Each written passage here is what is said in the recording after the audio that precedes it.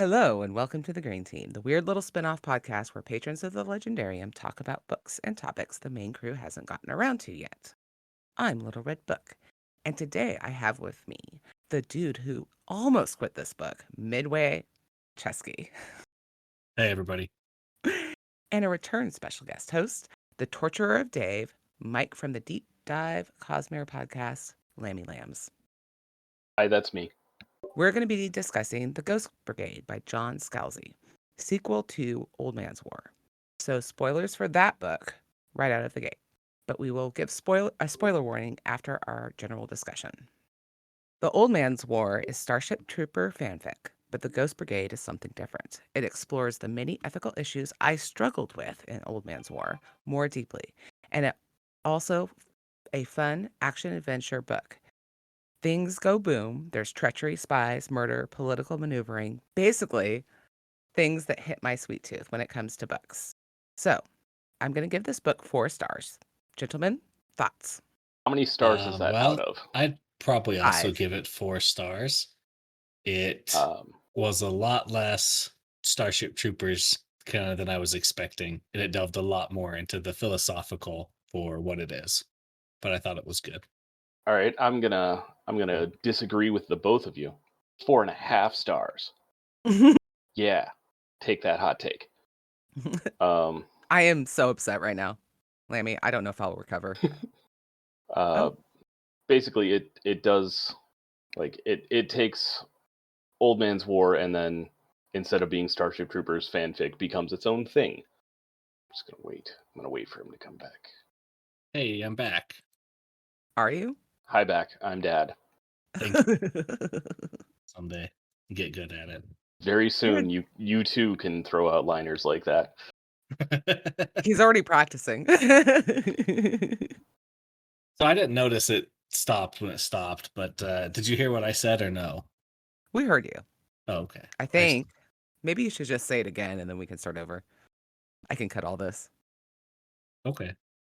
Hello and welcome to the Dream Team Deep Dive podcast. I'm your host, Dave. Lammy, you were like host last episode you were on. You took over like so many times. I'm just used to it. He's good at it. You can't blame him for that. He's got to do what he's good at. Okay, whatever. So, 4 out of 5 stars. I'll just repeat it. Yeah. I would give this book 4 out of 5 stars. It delved a lot more into the political and philosophical ideas, much more than I thought it would. But that didn't make it a bad book. It was good, so 4 stars. Okay. Lammy. 4.5. 4.5 out of 5. Or 9 out of 10. Or 18 out of 20. Okay, thank you very much.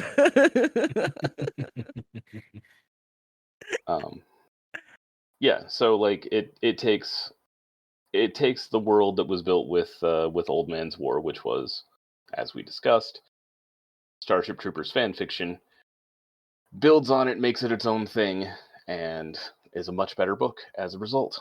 It also delves into, as you said, many of the things you had issues with, Red. Mm-hmm. You get more explanations for things. You get a better look at what's going on in the background of the Colonial Union and the CDF. Yeah. Yep. So yeah, 4.5. Okay. So I have a question. Did you guys find this book funny? Yes. I found parts of it funny. As a whole, I wouldn't say it's very funny overall, but I think it's mostly a funny book. It has some very heart-wrenching moments, and I was yelling at Lammy in the DMs again for making me cry. But, So what do you think about the themes, just very broadly speaking, the themes of this book? well, I feel like it really just it picked one theme, which we'll talk about in the spoilers, and really tried to explore it a lot. And it gave you a lot of different positions. And, in the future books, if that continues, that would be really cool. Like every book's kind of its own theme, but it was a very heavy theme for me throughout the whole book. All right. I know what I think that theme is. What do you think it is? Oh, I was going to save it, but I think the theme of this book is choice and choosing to do something or choosing not to, but having that ability to make your own decisions is the kind of the plot or the point of this book, is to say you have a choice, use your choice. That's also the answer I had. Quit copying. I said it Well, first. because that's the theme of the book. The importance and the sacredness of that choice. Like that forcing or choosing for somebody else is immoral. And that mm, you know, that we get that a lot in this book. You're veering very close to spoilers right now, Red. I know. I'm trying to be careful.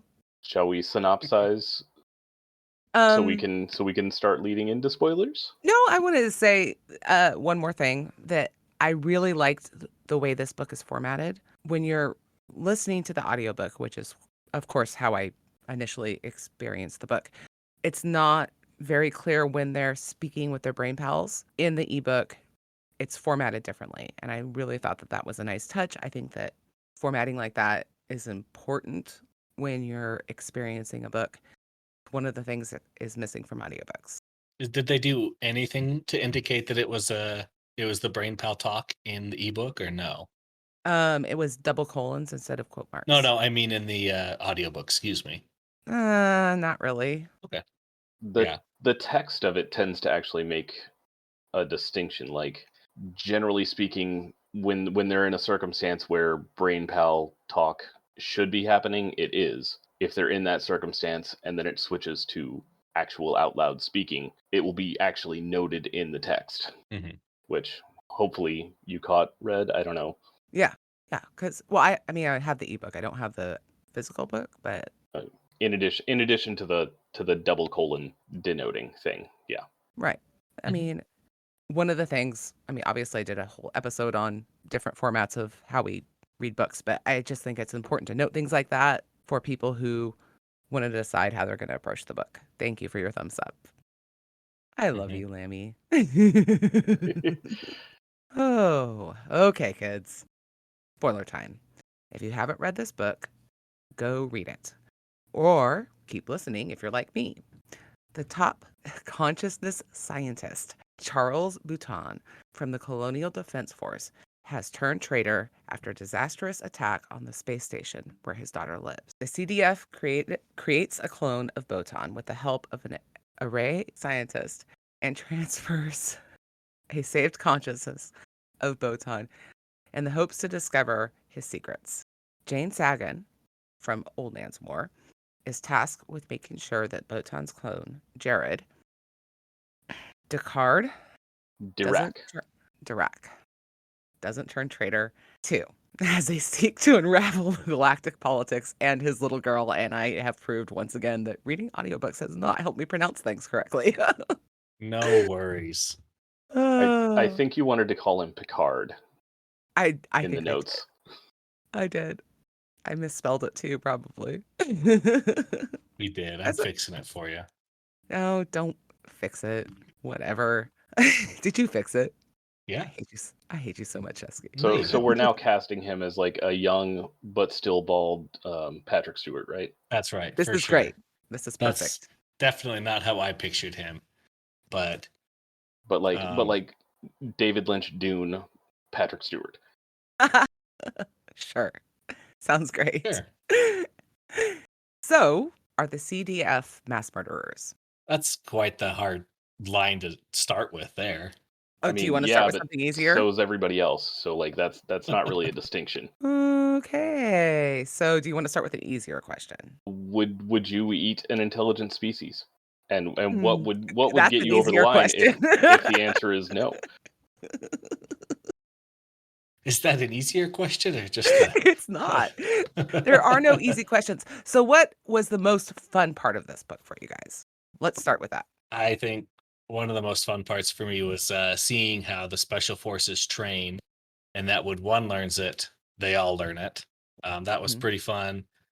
also them visiting, or Diadak visiting the station where Boutine's daughter was killed / captured. Omag I thought that Station. scene, That was not fun. yeah, Omag Or station. I thought, Kovel Station over Omag, sorry. yeah, I thought the space scene where he lands and then he's like, there's a rock coming at me. I thought that was fun. That was Right. fun. The Gamerans are super cool. I'm Yeah. a big fan of them. I actually did some research on Gamera just so that I might know what I'm talking about if I decide to talk about it. But you're also like 2 books ahead. So, 4 books ahead. You read it, Lammy. What was your favorites or fun parts? Lammy, Oh, what's your the favorite? Gamerans, I said. The That was Gamerans. it? Oh, okay. Yeah. I mean, there's lots of good stuff in this book, but the Gamerans. I quite liked the end scene where they invade the planet to rescue the little girl and supposedly get Botan, but they don't for various reasons.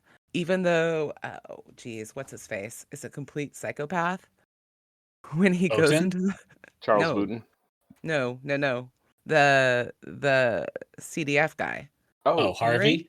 Harvey. Harvey. Harvey. The part where you're in his head and he's going like into the cafeteria and he's just like, this is just so much fun. And then Sagan hits him up and he's like, no, I'm busy killing people right now. Leave me alone. It was, Did you guys catch that he lived? yeah, Yeah, because Yeah, that's yeah, how they yeah. got the consciousness of Yeah. Jared at the end. Yeah. yeah. But it was just, that was so much fun. I mean, because I'm a horrible person, I think things like that are fun. And I liked the puzzle solving to escape the perimeter shooty field. thingies in The the field, turrets. and they flipped them into the trees and all that stuff. I thought that was just so much fun. I loved that whole part. The whole last maybe quarter of the book was fun. I loved it. Cartoon tree physics. Yeah, that was pretty fun. I did like Good thing Huh? we kept that corpse in our inventory. right, right. That was so random. They're like, we picked up the dead body and we moved it, and then we used the dead body to fool the turrets. It was ridiculous, but whatever. They didn't fool the turrets. They knew immediately. Hey, I got a question about this. I guess Mhm. part of this. You guys remember Leon Deek from Old Man's War? No. Which No. one was he? John Perry's roommate and space elevator racist buddy. The one who dies before Yes. he's actually okay. Yes. Yeah. Okay. The one who is a last-minute volunteer for the Ghost Brigades.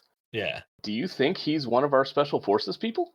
Well, he would have to be since he's in the thing. I just don't know if he's one of these special forces. That's what I'm asking. Is do you have a he, theory? Because I don't. I Do you think it's Harvey? Yeah, I think he might be Harvey. I mean, possibly. Well, I but don't know. Harvey's been working with Sagan for a while, hasn't he? Yeah, but this is a couple years after the first book. This is like 9 years after Yeah. Old Man's War, I'm pretty sure. I guess. I think Harvey's cooler. He's too cool to be. It's possible, but I don't see any solid conclusive. you're gonna have to. That's it. There is Bring the nothing evidence. conclusive. Yeah. There is no evidence. This is just sort of a gut hunch on my end. Okay, fine. Yeah. I mean, maybe. I think Harvey's cooler than that dude. Okay. What do you think about the idea of humor combating prejudice? And I'm thinking specifically about the relationship between Lieutenant Cloud and Jared and how humor is used to, I don't know. I'm not sure how to quite formulate this, but humor allows Jared and Cloud to create a relationship because, as we know, or as is part of the book, Ghost Brigades don't normally interact with normal humans. So how do you feel about that whole relationship and how that works? So we're given a contrast in the book between Jared's experience with Lieutenant Cloud and then what Jared is immediately told by his drill sergeant. Right. I kind of feel like they both have a point. Like Lieutenant Cloud clearly isn't being, an a-hole to Jared by trying to tell jokes back and forth. But at the same time, the drill sergeant's perspective is still pretty valid because there are plenty of people in the CDF who do think of the special forces people in as much as they've interacted with them at all in that same way. I think that part of prejudice on the special forces side, which is weird to say, but they just don't. They, at the same time as the Realborns, don't like the special forces. The special forces don't try to interact as much with the Realborns as well because they're so used to the brain pal communication and the brain pal connection and never being alone, which is also kind of explored in this book a little bit. But I just I'm trying to say like Jared had a much different experience because he was He woken up wasn't differently. He right. was and he was I think even then that consciousness that they tried to implant in him was there and kind of because he actually got some of the jokes or he laughed at least. Whereas none of the other special forces have ever laughed at Lieutenant Cloud's jokes because they have this They're shared bad dad jokes. consciousness. Well, everybody laughs at a bad joke occasionally, right? I mean, So, let's be fair. Lieutenant Cloud's jokes aren't funny.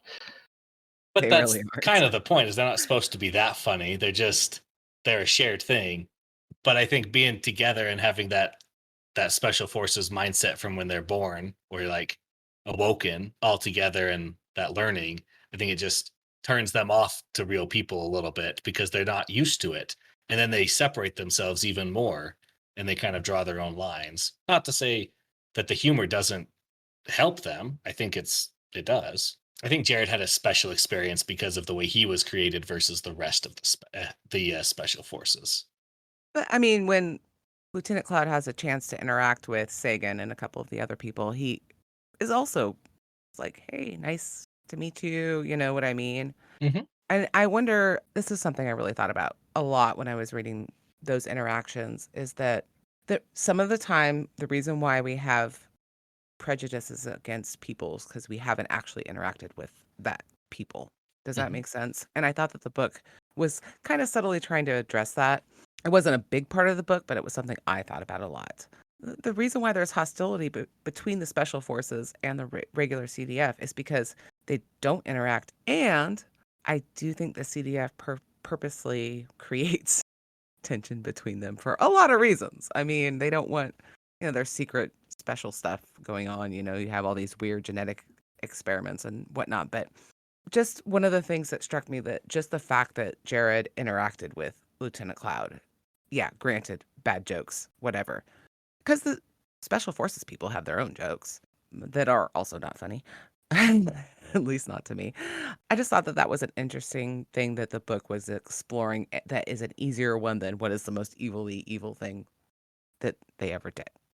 Yeah. Well, I'm agreeing with you, Red, because that's like when Jared is walking down the hall the first time with I don't remember if it was with Sagan or not, but she's like, let me show you, like, and I'll go talk to this realborn and you'll see how slow they talk and how different it Mhm. is. And she's reinforcing that prejudice on her own just because they don't interact because they are so different. One is born raised, kind of has to think on their own and has that experience, and the other one has the brain pal teaching them basically everything. So they're just way different. They can get along, but they actually have to try, and they don't try very hard on either end, Right. except for Lieutenant Cloud. He tries. I don't even think he's trying. I think he's just who he is. I think he's an extrovert, which a lot of people on our Discord are not. What are your thoughts, Lammy? We've talked a lot, and you're being quiet. I I thought I covered my bit on this. Oh, okay, cool. You have nothing to add. No, So I'm good. I have other do you, topics I want to get to, but I okay. think I'm So good what? here. Okay. So what is the most evilly evil thing, Lammy? You said that something was super super evil. Tell us what is, besides the mass murder, because that is a thing that happens. Okay, so on the topic of mass murder, that's baseline. That's every species in the galaxy that we see. Like mass murder is standardized across the board. That's our minimum. No one doesn't mass murder. This is true. It's actually pretty depressing. Well, I mean, war is pretty depressing, especially on an intergalactic scale. Oh, But so when Well, Labby, so what is it then? the mission on the Anetian planet to kidnap, sterilize, and then once the bargaining is done, murder the heir of the Anetian throne. Yeah. So why is that more evil than just general mass murder? Okay, so we're starting with you're specifically targeting a non-combatant. Not just Okay. a non-combatant, a child. A Not just baby. a child, an infant who can't communicate or make decisions or fight back or anything. And then you're not just killing them as a way or like in the process of doing something else. You Mhm. are intentionally like terrorizing this thing, causing it a tremendous amount of pain to cause it pain to then be a bargaining chip with someone else. Then, after you've done all that, once you've done your bargaining, then you have the parent of that child ask you to kill that child. Mm. It was Yeah. evil, evil, evil. I don't think it's more evil than mass murder because when I'm referring to mass murder, I'm thinking about a different mass murder. You're thinking about like clearing colonies No, because the no, CDF also no, does that. no. We're gonna stay on this. We're gonna stay on this. Okay, now I just lost my thought. Thanks. I blame you. Well, I can go for a Go ahead, second if you Chesky. want to say. This is the spot where I was, I almost put it down and didn't pick it back up because that was a very just powerful, forceful scene.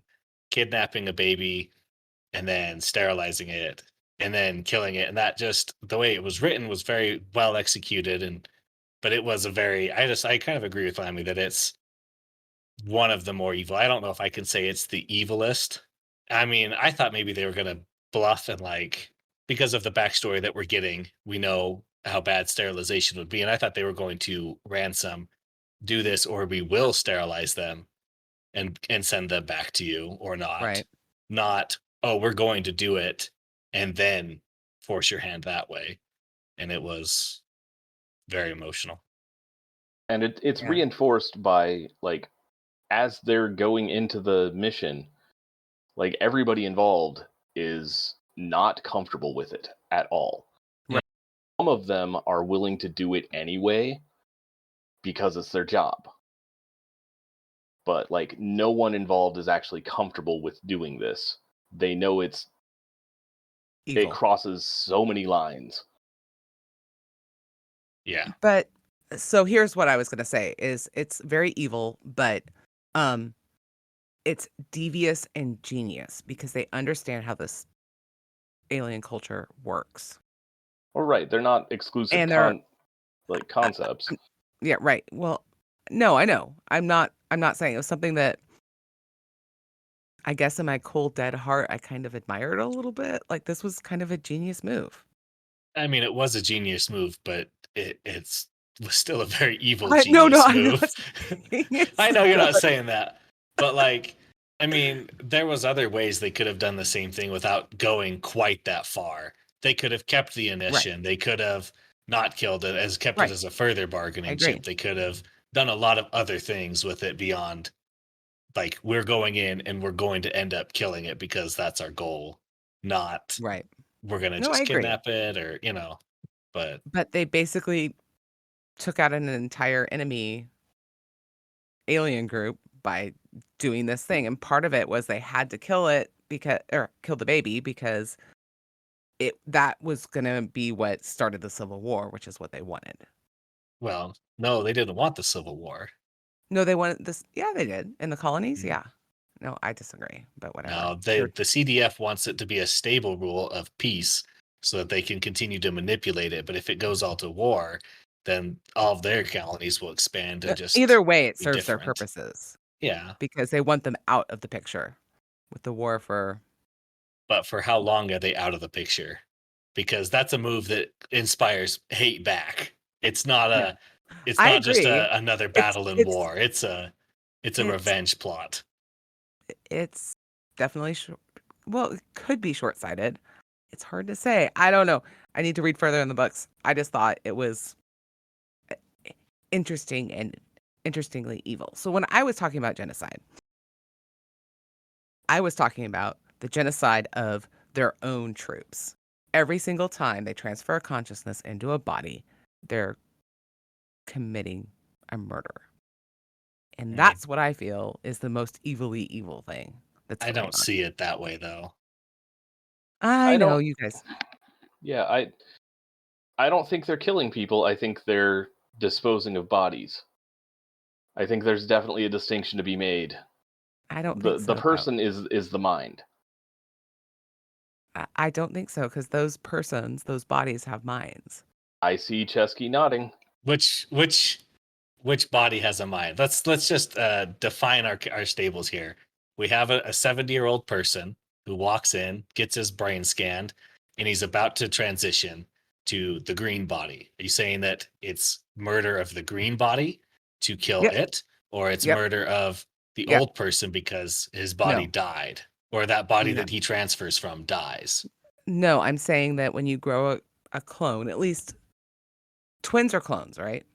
They're Some natural. twins are clones. No, yeah, the identical twins are naturally occurring clones.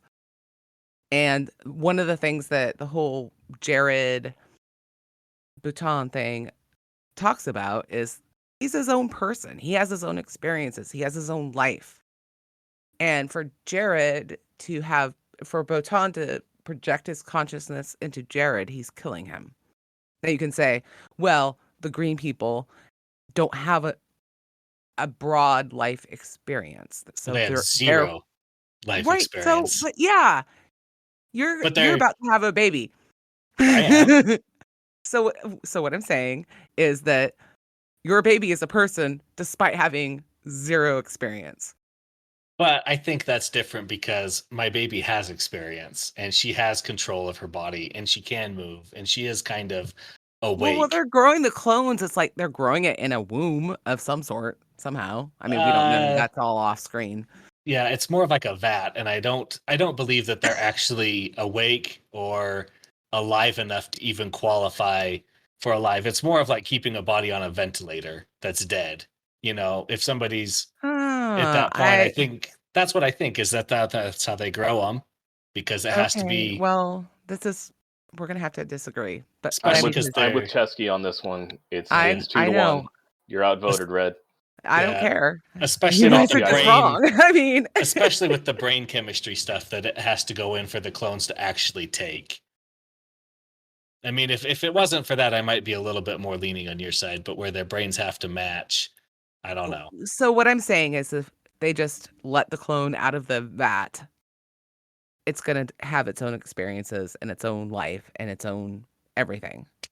Not if they don't turn it on first. Yeah, they have to turn it on first, though. That's the distinction. I mean, you don't have to turn a baby on. It is on.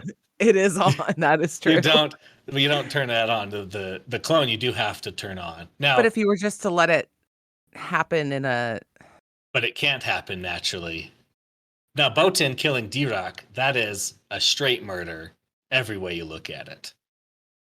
Yeah, that is its own separate thing and not really tied into to this. I guess. Whatever. I'm just gonna disagree with you guys. I think that their mass killing of their own people is the evilest evil. Even eviler than killing somebody else's kid. So, let's go back to would you eat a sentient being? Because this is a thing that happens in these books. So Red and I actually talked about this last night. We did. It was interesting. So my line, and I have this now as a human person on Earth, I don't eat octopus because they are extremely intelligent. Yeah. But if the human race was at war with aliens and said aliens were delicious, as long as we were at war with each other, I'd be totally okay with eating them. What if we went to war with octopuses? Would you then eat the octopus? Well, octopuses as they exist don't actually pose a threat to the human race. But this is all hypothetical. Let's say they suddenly are a threat and we go to war and they are Yes. delicious. You would. Yes, Okay. 100%.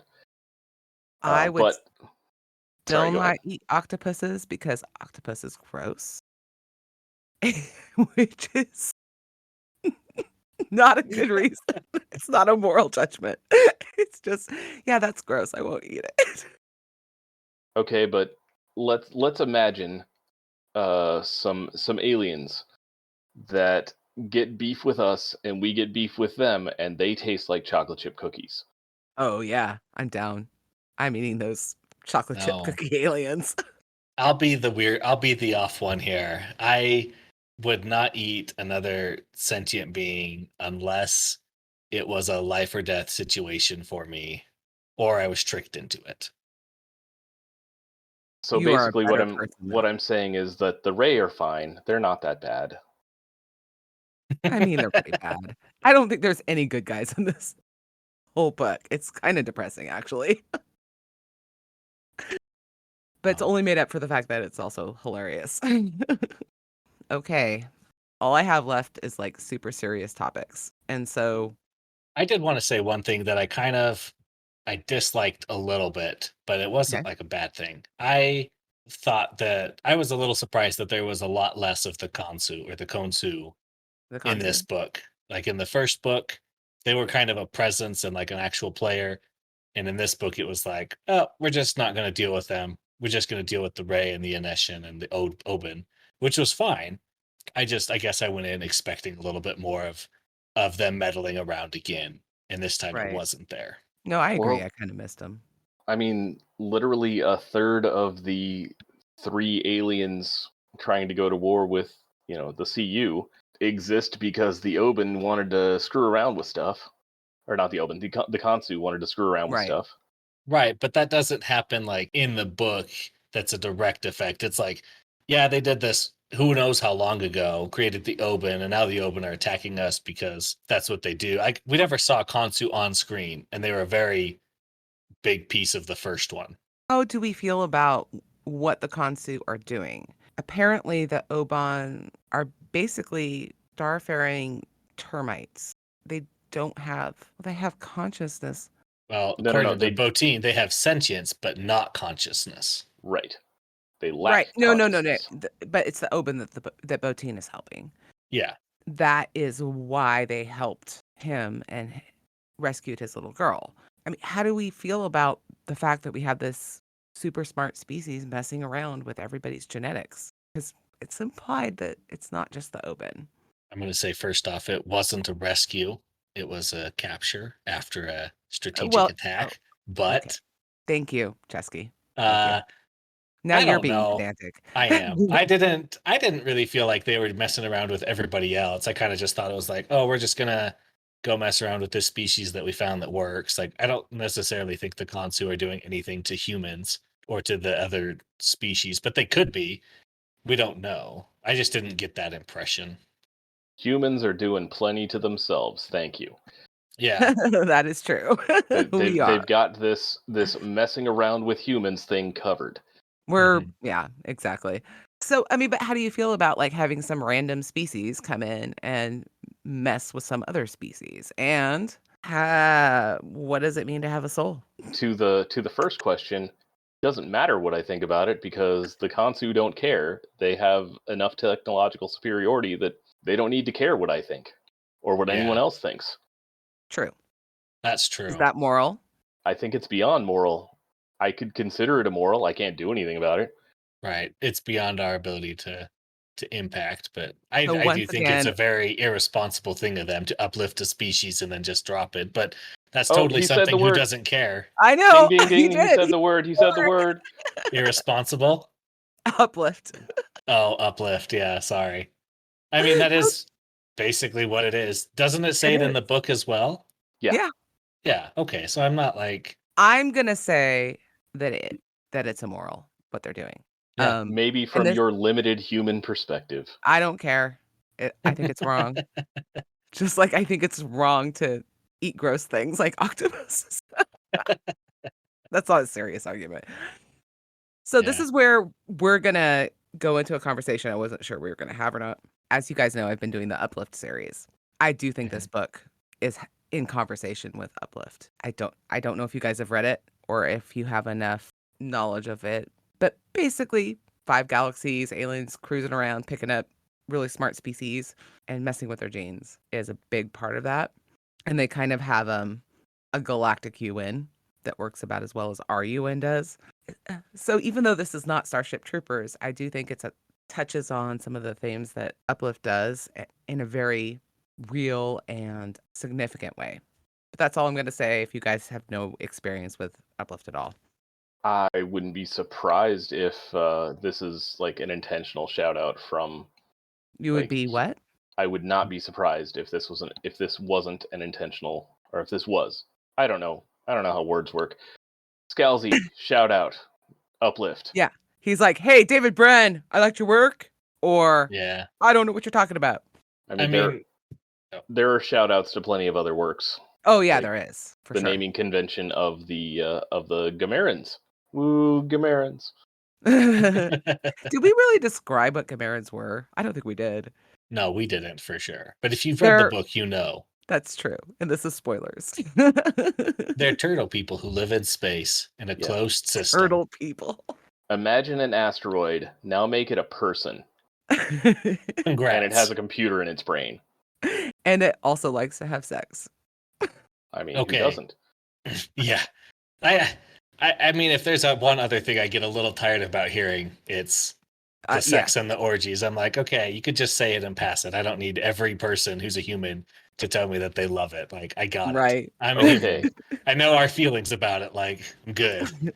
But it is something that is a little much. A lot much.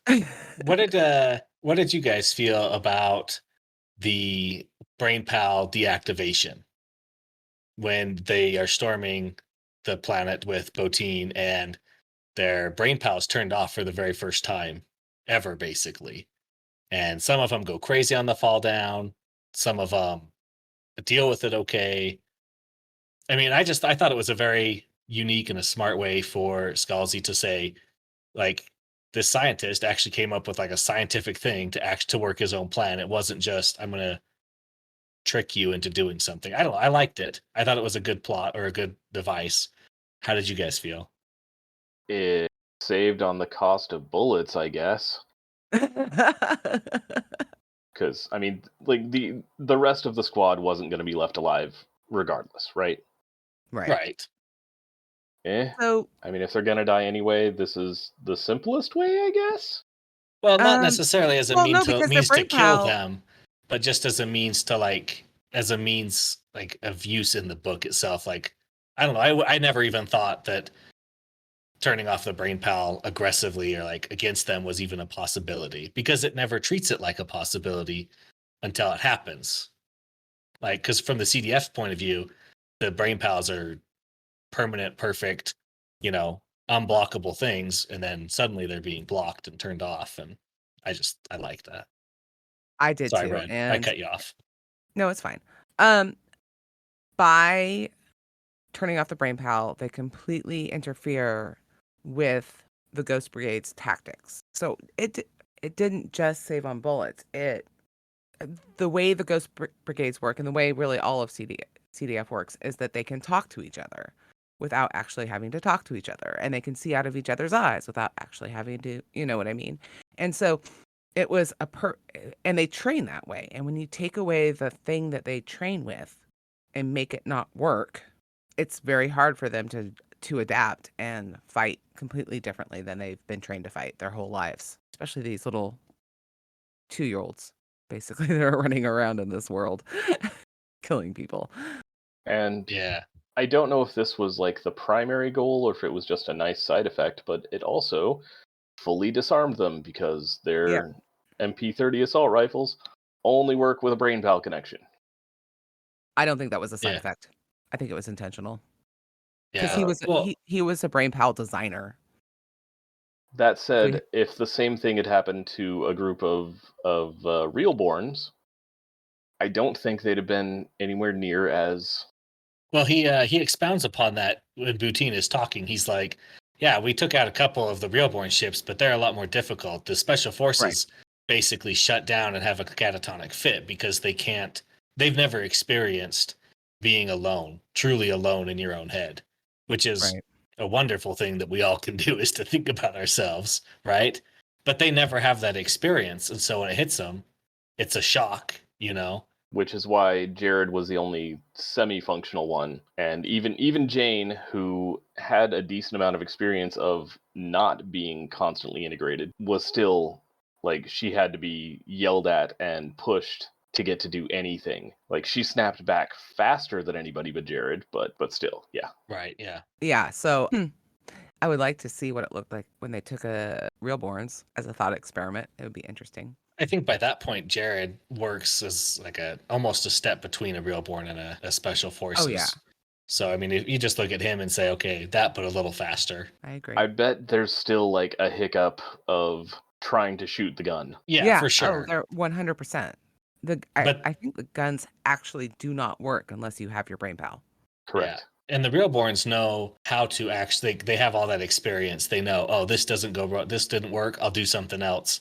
And they kind of have that creativity spark, whereas the special forces don't necessarily, because the brain pal kind of routed all of their thoughts before that. They've never thought on their own. So something I wanted to bring up Okay. is the plot structure of this and Old Man's War and Starship Troopers. Okay. So Starship Troopers is basically just walking you through Johnny Rico's career in the mobile infantry, right? And also a political diatribe in a lot of ways. Oh yeah, no, for sure. But all through the lens of Johnny Rico's career in the mobile infantry. And then because it's fan fiction of Starship Troopers, Old Man's War is John Perry's career in CDF. Just we get, and again, because it's fan fiction, we get a lot of scenes that are there because they are done to be a lot like scenes in Starship Troopers. Right. I mean, there's direct rip-offs of Right. scenes.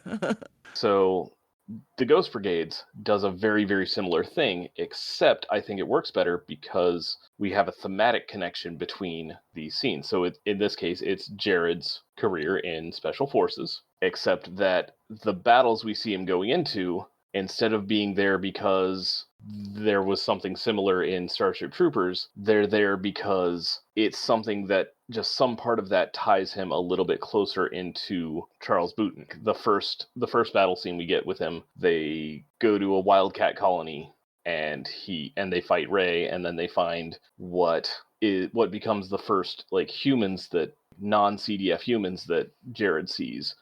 Right. Including the first human children that Jared sees. And they're dead. Which is, ties into Charles Boutin's wife and daughter dead. The next one we get is the Anisha planet, which is a lot of stuff happens there, but there's like the Queen's daughter gets killed and he is supposed to have done it. Like he had the knife, he had to pass it off because he couldn't do it and he didn't know why. And also a person he cares very deeply about, died in front of him. Yeah. So that sort of brings it all together. The next thing we get after that is the Black Jelly Bean scene on Phoenix Station, where stuff actually coalesces. But like thematically, we've got a much tighter book. I think so. Yeah. Yeah. No. I might have to upgrade to 4.5 stars. So like we're still building on the bones of Starship Troopers, right? But we're doing it. Yeah. No.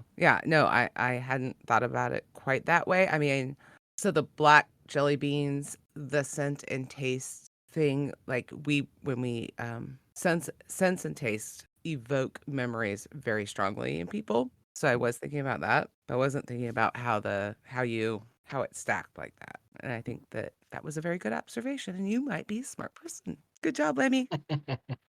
So there's fireworks going on here, and I don't know why. And I'm hoping they're not getting picked up. A little bit, but that's okay. Yeah, that's kind of odd. It's definitely not a holiday. Nope, sure Maybe isn't. Somebody's birthday. It's middle of August. on Thursday. number 2 son's birthday is next week. I mean, maybe it's a birthday. Happy birthday, number 2 son. Yeah, Yeah. happy birthday. 19th. Are you gonna shoot off fireworks for him? No. No. I don't want to light Oregon on fire. I mean, Oregon's already on fire. I want to talk a little bit about death with dignity, and I'm not trying to get this in the whole like the way our political world thinks about it, but rather the choice of choosing to die, because we have two major characters that choose to die. Just call it a level 3 conversation, Red, and you're good. You're golden. It's level 3, but I want to disconnect it from our political debate because there's a nasty political debate around it. Jared chooses to die, and in his death, I mean, he basically is a kamikaze pilot. I mean, And then Okay, hold on. For Okay. Jared, it's not a choice of whether or not to die. That Okay, choice that's is fair. out of his hands. yeah, It's that's how what to I was die. gonna say. It's how to die. Right. It's either do I let this dude kill me or do I let me kill me? Right. Mhm. I stand corrected. And then you have Kanan, who's just like he's got this disease that the humans gave him, and he's just like, I'm done. I don't want to do this anymore. I don't want to keep taking the antidote. I'm just done. So how do we feel about how the book handles this situation? Well, again, I feel like Kanan's in a similar situation because like he mentions that like the antidote isn't working anywhere near as well as it used to. It's already wearing off basically. Right. He's going to die from this eventually. I mean, whether he chooses to live longer in pain or to end it sooner in less pain, still death, still pain. It's just a time frame question. Yeah.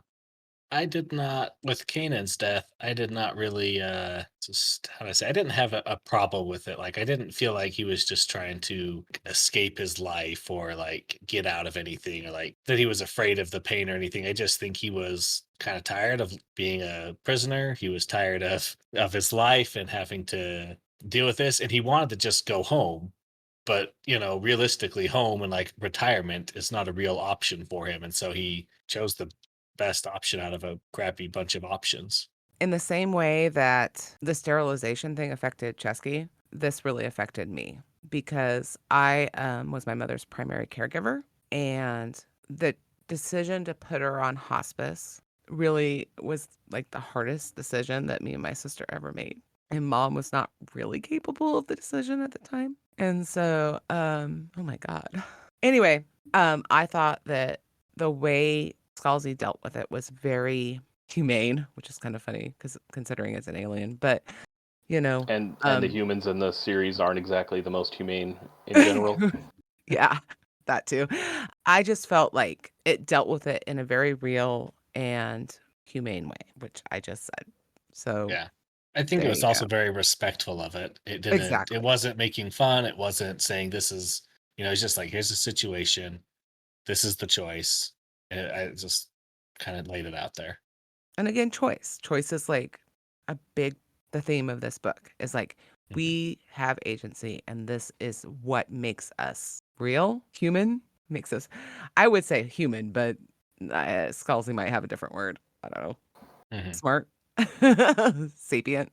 So Uh, not to steer things away from getting LRB to cry on a recording again, again. On the topic of choice, how do we feel about the fact that the special forces don't have any? it's really evil. That they Yeah, are created and then told that they are serving a 10-year term of service that they didn't agree to, had no way of knowing that there was a way to say no. Not even not allowed to say no, not made aware of the ability to say no. And it's reinforced by their brain pals because they're instantly integrated into this mind thing. Oh, and their children. These are child soldiers. Right, exactly. yeah, yeah. And the brain pal directs them away from those troublesome topics of saying no to a commanding officer and stuff. Even, I mean, anything like when to eat, I mean, that's one of the reasons why I was saying that this is a really evil organization. Oh yeah, there was a question we had on the last book that I actually had for you, Red, was, are the Colonial Union the good guys? And I feel like, after the events of this book, no. Yes, I agree. That was And I said I didn't know enough. And I think I know enough to know that we are not the good guys. We're the bad guys. I mean, it seems like everybody else is kind of bad too. There's definitely some more things going on in the background because we have the what's it called? The conclave. Ansu? The conclave. But there's also a counter conclave, which we don't know anything about that yet. Well, we don't know anything really about the About the conclave either. conclave. Yeah, We that's know rumors. All we have from the on the conclave is what Charles Booton says to Jared while trying to talk him into letting him steal his body. Yep. Mhm. Which is, I think we can all agree, not a trustable source. Yeah. Very not unreliable. trustworthy. No. I was going to say, I think the CDF or the Colonial Union at least does a lot of bad things, and I think they're leaning heavy towards the bad side. But I want to know more about the conclave and the anti-conclave, because I'm holding out hope that even though they've done, some of these morally reprehensible things, that they are still on the side of like the better. Like we are trying to make the galaxy a better place instead of just like, no, we're Trying just to make going the in to murder everybody.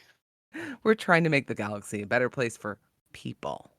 Right. For humans, not for not necessarily for others, but I want to know more about the conclave and the anti-conclave, because maybe the conclave is actually not that great. We don't know, because like Lammy said, it's super unreliable like story right there. The conclave sounds kind of like the UN and just as effectual. Again, part of what reminded me of Uplift. So let's talk about Bhutan. I have thoughts about his plan. What do you guys think? Because I kept thinking $1 million. Oh, his plan sucks. like super duper. His plan is Thanos bad. Okay. Yep. So you don't think his plan would have worked? No. I think Jared, a guy who is a year old, was able to poke out some very obvious holes in his plan, and yeah, that's not a good plan. You mean the plan in general, not necessarily just the CDF murdering part of the plan. The whole plan. The plan of we'll kill every CDF soldier, and then this one race of aliens who don't actually care about things, who care about one thing and one thing only, will protect all of humanity. No, they won't. No, they won't, Chuck. Okay? No. And especially not after they get what they want, and then they actually have a personality to deal with them. Right? It was so, like, James Bond villain-esque, ridiculous monologuing at the end of the book. That was actually the one main problem I had with it. There are a couple of good James Bond villains that aren't that dumb. Okay? Okay. I'm just saying. I thought it was kind of realistic though about somebody was in that grief for so long, lost his wife, lost his daughter, reunited with his daughter, and then he just he kept going on that path. Oh, the CDF killed him, and he wouldn't let go of it, and because he wouldn't let go, he had to ignore all of the flaws in his plans. Now, doesn't make him smart or good, but I think here's why I'm going to disagree with you. At the he very is both end, smart and good. Quote from LRB. What? Nothing. Continue. He, at the very end, right as he's transferred into Jared's body, he's like, oh, I can pretend that I am actually Jared, and then the Oben or whatever they're called, they aren't going to be able to hold me to account, and I'm not going to have to give him a consciousness because blah, blah, blah, and I'm going to run away. So he was a dishonest actor from the beginning. He didn't even care about the Oben. And it was just so mind-boggling stupid that the Oben are going to... I agree with you 100% on this. I'm just saying that he was blinded by his own grief and rage to all of his problems and to all of his solutions being flawed. And he just thought, no matter what I do, it'll work. But it obviously doesn't. I don't think it was being blinded. I think it was he lived in a lab and he doesn't understand how real people work. I will say that he made excellent points about how the Colonial Union works, how the CDF works, right? How that is ultimately bad for humanity. I feel like he was super right in the. Okay, I think we're clear now. Yeah, he was right in the issues. Like there is a problem. these are the things that are wrong. Where he got off track was the conclusion he reached, which was kill all the CDF soldiers, and then everything Yeah. will be fine. Hmm. Snap and destroy all life. Not intelligent life, life. Plants, animals, birds, gone.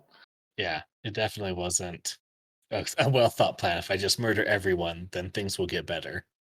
So one of the things never mind, I'm not going there because Oh, and I guess I've been throwing out spoilers for a movie that everyone on the planet has seen 6 times, according to box office numbers. I have not seen it, Okay. but I You, know what it's I'm about. sure. I'm sure everyone can infer what it is that's being referenced. We didn't actually It's, name the movie. I it's mean, not hard.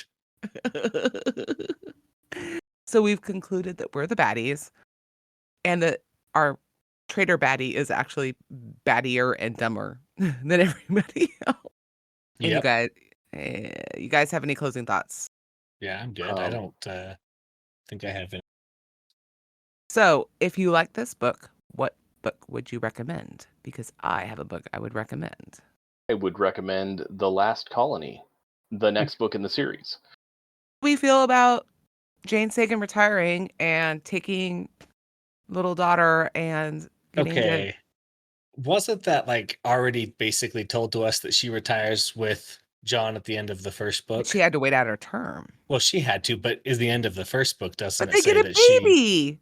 comes with that they meet? No, No. it actually Okay. it leaves that Open. somewhat ambiguous. Like John, it's like, well, they let me retire slightly early, and I haven't heard from Jane again yet, but I've left her messages, and every once in a while, when I'm on like Phoenix Station, a special forces soldier will ping me. Right. Okay. I just wasn't sure if it was said. I kind of remembered it as that she was there, so I felt a lot less worry for her throughout the whole book. But that was my own flaw, not the book's flaw. I mean, it was strongly implied that that was where it was going. Yeah. Yeah, don't worry about main characters in this series, because many of them will likely survive to the end of their own book, except for Jared. He basically survived till the end. It was like, what, 10 pages after that the book ends, or maybe 15, 20? So, Oh, but he still died in the end of his book. yeah. I mean, kinda. I mean, if he died earlier, it wouldn't have been his book anymore, I don't think. There's a lot of plot armor that definitely goes on in these books, which I'm fine with. Totally Yeah. fine with. I am not one of these people who are like, I want my main character to live. I don't think a Superman story needs kryptonite in it to be interesting. Right. Anyway, I just want to say I was so happy Jane Sagan gets to retire with John Perry and they have a baby. Well, not a baby, but you Little know, girl. this little Yeah. girl. And I was like, oh. And I cried during that part too, as I I'm liked sure it. surprises no one. No tears from me, though. Sorry. So, in closing, solution: read this book. It's better than the last one. It is a better book. I agree. It stands alone better for sure. And you said you recommend the next book. That's what you recommend if you like this book. The next book It's is not my a good favorite book. recommend it. No. You can't recommend the next book. You It's have to my favorite recommend in the series, though. what. Obviously, if you're talking about this book, you recommend the next book, like a different book, not by this author. Sigh, I guess. I don't know what else is like this that I've read. How about A Call to Arms by? Let me mute myself while I type so I can figure out who wrote it. While he's typing, Chesky. I have a lot of good books to recommend, but none of them like are super close to this one. So I just don't want to recommend them and mislead people into what they should expect. But sorry. Okay, got it. A Call to Arms by Alan Dean Foster, which is about aliens recruiting humans to fight in their war for them. So I would recommend Uplift, the Uplift Saga by David Brin, obviously. I would also recommend A Taste for Rabbit, which is not sci-fi. It is fantasy. Or science fantasy. Anyway, Speculative fiction. it's speculative fiction. It's anthropomorphic animals. But it deals with eating sentient beings. And by the way, I feel justified in not eating octopus because they're gross and it has nothing to do with their intelligence, because that is not going to finish that sentence. But if I'm they gonna weren't cut- gross, would you eat them? We're Sounds like a just Probably. yes using to me. we're just using intelligence as a factor here. We're taking I away the mean, gross. I'm taking your word for it. I don't know that they're that smart. You're telling Okay, me they're that. I don't. fair enough. In this book, the rabbits and the wolves can actually talk to each other. I can't talk to an octopus. All right. Similar question then. Would you eat the cow from the restaurant at the end of the universe? It would weird me out, which is the whole point of that scene. I don't know. I have not thought about it enough. I would eat that cow. You would be like, yeah, give me that flank. Like, all right, what cut is gonna be the most delicious on you to make a steak out of? The most tender and juicy. Ugh, God, this went off the rails. Like, are you right hoofed or left hoof? Like, which shoulder is getting less work? Like, what's going on here? But one of the nice things about our genre is we can think about things like that in a safe way. What if I'm And not grocery shopping? Thank Okay, I'll stop. I'll stop so you can end the you. episode. Please. Thank you. I need to go eat dinner with the kids, like children and board games tonight. So that concludes our episode. You can find us at the Legendarium Discord. The invite link is on legendarium.com. We are also on Twitter at greenteam.pod. That concludes our episode. You can find us on the Legendarium Discord. The invite link is on the legendarium.com. We are also on Twitter at greenteampod and Reddit. Join us in supporting the Legendarium via Patreon. Thank you, Craig, for loaning us a little corner of your media empire. Shout out to Horizon Brave for starting this all. The music is by Galactic Damages by Jingle Punks. Thank you to our panelists. Lammy Lam, where can people find you? You can find me every week recording a new episode of the Cosmere Deep Dive podcast. Twitter at CosmereCast, CosmereCast. Patreon is patreon.com/CosmereCast. And from there, you can find a link to our own Discord. Ceskykure, where can people find you? You can find me 99% of the time in the Legendarium Discord, but you can also listen to me talk for 15 to 20 minutes about the books I'm reading at Libromancy, just a podcast on all the major podcast places. I am the only person without a separate podcast, guys. This is my only podcast. You're welcome on mine anytime. Okay, thank you. I'm your host, Little Red Book, and you can find me on the Legendarium Discord. Until next time, bye. So long, Bye. farewell, auf Wiedersehen, goodbye.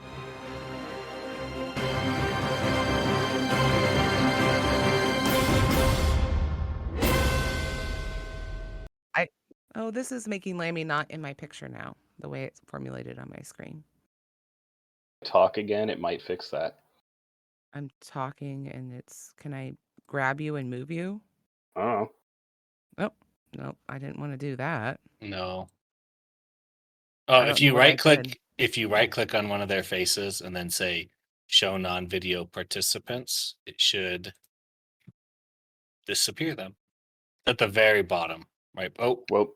you just disconnected. I your know, I video. just disappeared too. I don't know what I'm doing. This is why I should not be in charge of things. So ever. if you right click your picture and then go to the very bottom, right below roles and move to, Okay. and then it says show non-video participants. And if it's checked, you'll see Craig and G-Arc. And if it's not checked, you won't. Okay, there we go. Yep. Thank you. No worries. Okay. Apparently I have an alert somewhere on the Discord, which I don't care about. Bless you. Okay, so we're gonna start now, and I am going to see if I can do it in one try.